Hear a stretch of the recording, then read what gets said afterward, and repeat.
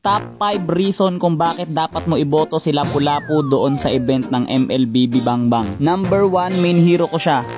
Sige na please, gusto ko magkaroon ng bagong skin yung main hero ko para mayroon ulit akong bago mabili. Number 2, useful siya sa Clash. Tingnan mo, kahit wala kaming core, kaya kong agawin yung turtle. Kasi nga, maganda na magkaroon ng bagong skin si Lapu-Lapu. Tama. Number 3, main hero ko siya. Kaya gusto ko magkaroon siya ng bagong skin. Kasi nga, di naman sa nagsasawa ako dito sa collector skin niya. Pero gusto ko mayroon ulit bago kasi gusto ko na nagkakaroon siya ng mga bagong skin.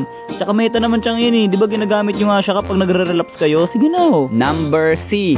Madali lang siyang gamitin. Kaya kahit hindi ka Lapu-Lapu user, basta mayroon kang bagong skin na Lapu-Lapu, pwede mo siya pag-aralan. Tapos gagamitin mo lang ng gano'n. Napaka-basic lang oh, di ba? Binasic ko lang yung pakito, pre. Boy, kahit tagusin ko pa sa loob yan, hindi yan makakapalag sa akin oh. Bam! Bang! Bang! Sabay alis na parang nothing happen oh. Ano? Tas hindi nyo iboboto? Ano yun? Malisa! Hi Olus. Lah, map-hacker, bakit alam mo na nandun ako ha? Anong ginagawa mo? Ba't alam mo nandun ako? Bapcha! Watcha!